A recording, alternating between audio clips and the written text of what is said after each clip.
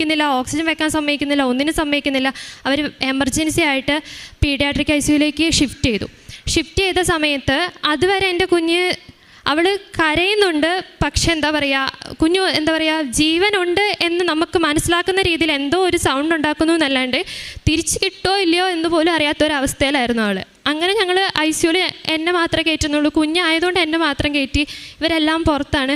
അപ്പോൾ ഡോക്ടർ വന്നിട്ട് എന്നോട് പറഞ്ഞു, കുഞ്ഞിനെ നിങ്ങളിനി ഒട്ടും കരയിപ്പിക്കരുത്, കരയിപ്പിച്ച് കഴിഞ്ഞ് കഴിഞ്ഞാൽ പ്രശ്നമാണ്. അവളുടെ തൊണ്ടയിൽ ഇനി അവൾ കരഞ്ഞു കഴിഞ്ഞാൽ അവളുടെ തൊണ്ടയിൽ നമുക്ക് ഹോൾ ഇടേണ്ടി വരും, ഹോളിട്ട് ഓക്സിജൻ സപ്പോർട്ട് കൊടുക്കേണ്ടി വരുമെന്ന് പറഞ്ഞു. അപ്പോൾ ഞാൻ ചോദിച്ചു, ഡോക്ടർ ശരിക്കും ഇവൾക്ക് എന്നാ പറ്റിയ, ഇവൾക്ക് ഒരു ജലദോഷം പോലും ഉണ്ടായിരുന്നില്ലല്ലോ. അപ്പോൾ ഡോക്ടർ പറഞ്ഞു, അവിടെ തൊണ്ടയിൽ നല്ല ഇൻഫെക്ഷൻ ആയിട്ടുണ്ട്, ക്രൂപ്പ് എന്നാണ് ഇതിൻ്റെ പേരെന്ന് പറഞ്ഞു. ഫസ്റ്റ് ടൈം കേൾക്കുകയാണ്, എനിക്കൊന്നും മനസ്സിലായില്ല. അപ്പോൾ ഡോക്ടർ ഒന്നുകൂടെ പറഞ്ഞിരുന്നു, ക്രൂപ്പാണ്, തൊണ്ടയിലെ ഇൻഫെക്ഷനാണ്, ഇതുകൊണ്ടാണ് കുഞ്ഞിൻ്റെ സൗണ്ടിൽ വ്യത്യാസം വന്നത്, അവൾക്ക് ഓക്സിജൻ എടുക്കാൻ പറ്റില്ല, ഇനി ഇത് കൂടിക്കഴിഞ്ഞാൽ ഒട്ടും പറ്റത്തില്ല എന്ന് പറഞ്ഞു. അപ്പം ഞാൻ ഇത്